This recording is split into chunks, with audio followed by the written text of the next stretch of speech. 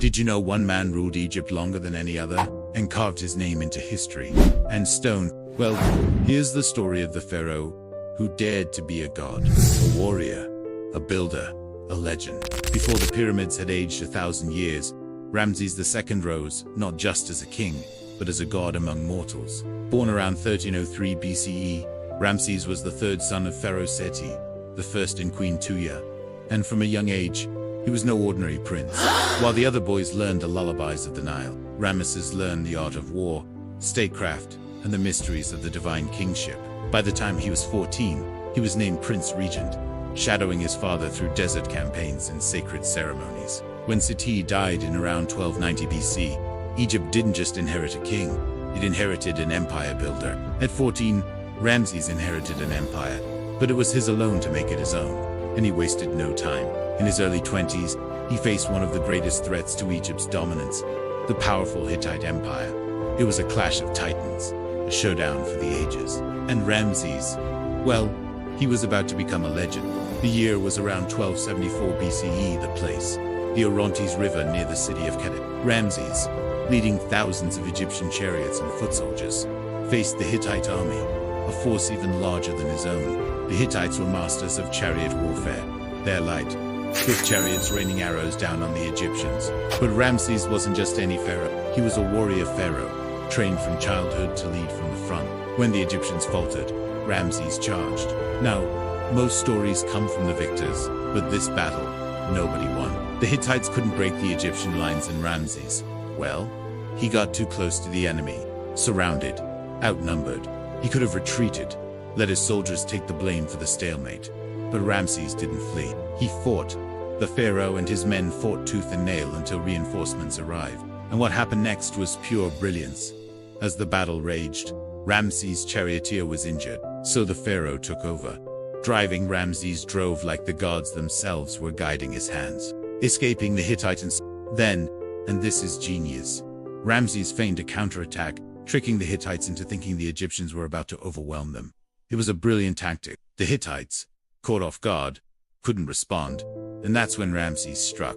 He led his men in a final, furious charge, driving the Hittites back. It was a victory, but whose story would be told? The Hittites could claim stalemate. Ramses, he claimed victory. And how did we make sure his story was told? In stone, the walls of his temple, which is still standing today, tell the story of this battle, carved in hieroglyphics and painted in vivid colors. It looks like Ramses is leading the charge. It's his story, his version of events. He didn't just fight a battle, he rewrote it. From warrior to statesman, Ramses II was the ultimate multitasker. He expanded Egyptian borders, kept the peace within his empire, and even brokered a treaty with the Hittites. Yes, the Hittites, his rivals in that epic battle of Kadesh. Ramses, ever the shrewd diplomat, negotiated a peace treaty that secured Egypt's western borders. He also made some strategic marriages, cementing alliances and producing heirs. Oh, and he built more than a few monuments to himself. The temples of Abu Simbel, carved directly into cliffs, are not just breathtaking feats of engineering. They're also a testament to Ramses' love for the gods and, well, himself. These temples, aligned with the sun, honor the Egyptian gods. But guess who also gets a prominent place in the carvings? You guessed it, Ramses himself. Then there's the Great Hall at Karnak, the Ramesseum, and dozens of statues towering across Egypt, all bearing one name, Ramesses. Now, you might think this guy was all about himself, and you wouldn't be wrong, but Ramses believed memory was power. By inscribing his name on every stone he could reach, he ensured that his legacy would endure. He even carved his name onto monuments built by kings before him. Talk about audacity. Some rulers try to leave their mark on the world. Ramses, he wanted to leave a boulder-sized mark. He ruled for 66 years, longer than most of his enemies lived. He had over 100 children, multiple queens, and a court that rivaled the myths. But even in death, Ramses was prepared. His tomb, hidden in the Valley of the Kings, was filled with treasures and spells meant to guide him to the afterlife. Here's the thing, Ramses didn't just rule Egypt. He became Egypt. During his reign, Egypt reached its peak, becoming one of the wealthiest and most powerful kingdoms in the ancient world. Under his leadership, trade flourished, the arts thrived, and Egypt's influence spread from the Levant to the Nubian desert. Yet despite all his power and glory, Ramses was not without his flaws. He was known for his ruthless efficiency, crushing rebellions and executing enemies swiftly and without mercy. There are accounts of him throwing entire families into the Nile for merely casting an envious glance at him. Yeah, Ramses wasn't exactly Mr. Sunshine and Rainbows. However, you can't talk about Ramses II without mentioning his monumental building projects. He constructed massive temples dedicated to various Egyptian gods, each one a masterpiece of architecture and sculpture. The Temple of Abu Simbel, carved into a mountainside, is perhaps his most famous accomplishment, a testament to his obsession with grandeur and immortality. But what about the man behind the legend? What do we really know about Ramses II as a person? History offers us glimpses, fragmented pieces of a complex individual. We learn that he was a prolific builder, a warrior king who led armies into battle, and a shrewd diplomat who forged alliances through marriage and trade. Yet beyond these roles, there's a sense of mystery, a deliberate ambiguity that surrounds his legacy. One thing is clear: Ramses was deeply concerned with his image.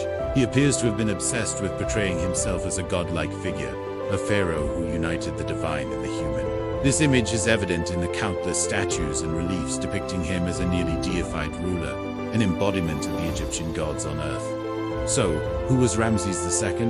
A god among men, a builder of empires, a warrior king, or simply a man who craved immortality? Perhaps he was all of these things and more. The truth is that Ramses II remains an enigma, a puzzle whose pieces fit together to form one of the most fascinating figures of the ancient world. Even in death, Ramses didn't fade away. In 1881, his mummified body was found in a cave in the Valley of the Kings, remarkably preserved after millennia. Today, you can stand before the face of the man who called himself a god, who ruled like a god and tried to build his legacy in stone like a god. 3,000 years later, his name still echoes in history, in art, in our very memories. The boy who would be king, who would be remembered, who would become a legend. Ramses II, the pharaoh who dared to live forever. He didn't just rule Egypt.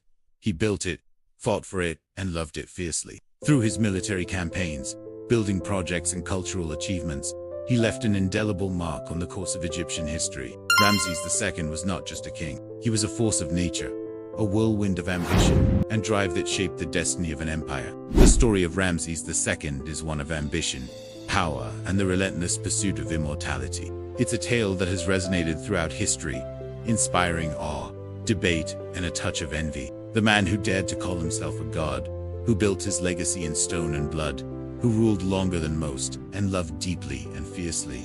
The story of Ramses II is a reminder of the intoxicating allure of power, the seductive whisper of immortality, and the enduring legacy of a man who sought to become a god.